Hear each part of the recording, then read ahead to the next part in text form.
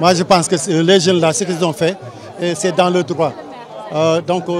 On a l'impression que Aliou était venu pour démissionner et on l'a empêché de démissionner parce qu'il nous est très utile. Aliou Sall est utile pour Guédiawaye, Aliou Sall est utile pour la nation. Parce que la découverte du pétrole, quand même, il faut se dire la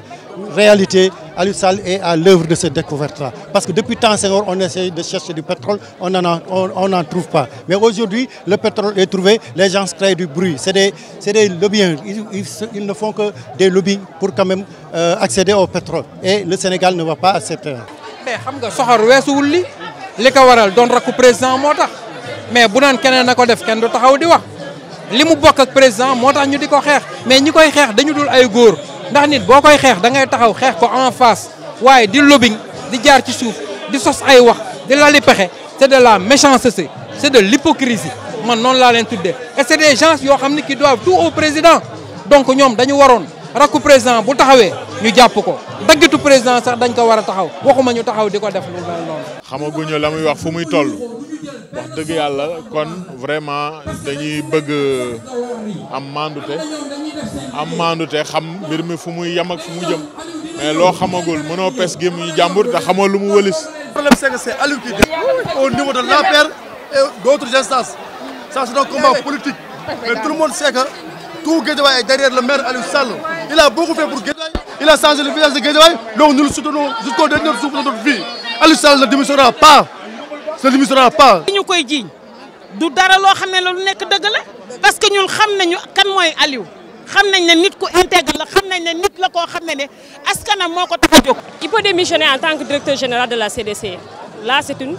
nomination. Mais ici, on l'a élu, c'est un élu. On ne peut pas accepter qu'il démissionne ici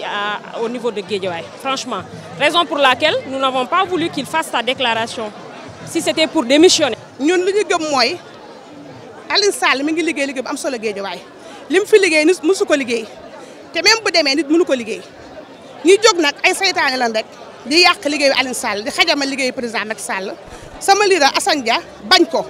ñun ñëpp ñu bañ ko waa Guédiawaye bañ ko ñu ànd ak Aliou Sall bu mu démissionné tey bu mu démissionné suba mu démissionné ginnaaw suba. mais dañu fi ñëw aussi soutenir nit koo xamante ni dañu jàpp ne ni dafa am ñu jóg nekk ci ginnaawam ngir bëgg koo yàqal ngir bëgg koo tàggale ki nga xamante ni mooy digganteem ak magam waaye ma jàpp ne ni opposition bi nga xam ne tey coow lii yëpp ñoo ko indi mën naa ni ci ay wax yoo xamante ni wax yu dul dëgg la ndax damay faral di wax ne ni ki nga xamante ni da lay bëgg a yàqal day fexe xool fi la gën a jege mu jaare fa yàqal la donc li opposition bi liggéey vraiment ba mën a egg fii Aliou Sall ñaaw na dama leen di woo ñu def politique autrement ñu def politique gu wax dëgg ñu def politique gu jàmm. bëgguñu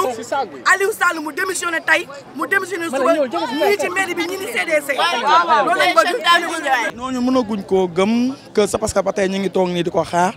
te bëgguñu mu def ko ñaanuñu ne bu def ko tey bu mu ko def ndax Guédiawaye ko soxla. ñun Guédiawaye fi lañ juddoo fi lañ yaroo fi lañ màggee président Macky Sall ba muy créé parti ñu lañ jug ànd ak moom depuis 2011 ànd ak moom Aliou Sall bokk na suñu njëkk a jug ànd ak président Macky Sall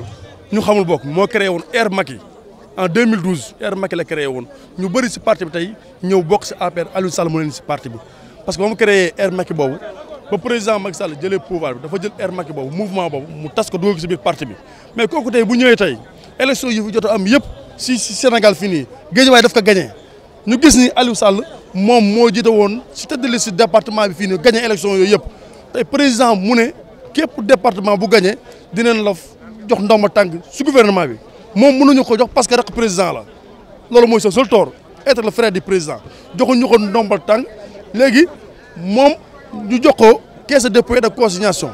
ñi ñu ne léegi foofu waru fa nekk parce que rek président la mais donc quel est le problème. ñun waa Guédiawaye d'accord ñu ak loolu ndax ñu dañoo xam njëriñu Aliou si biir Guédiawaye tey jii Guédiawaye ku wax de xoolan depuis 5 ans si ginnaaw ak tey jii di nga xam ne Guédiawaye changé na waxuma ne rek Aliou li muy def si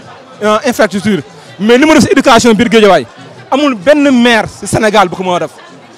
ay jox la ay fournitures gratuitement jox la fascicule gratuitement inscription pour les élèves de la CDS gratuitement loolu amul benn maire Sénégal bu ko mën a def ba tey ji ma lay wax tey Ogo Diop ñu ngi koy defar tey fi may wax ak yow Pikine Est ñu ngi fay tax 21 salles de classe ban maire moo ko def Sénégal amul donc tey jii ñun Aliou mënul démissionner te duñ ko d'accord.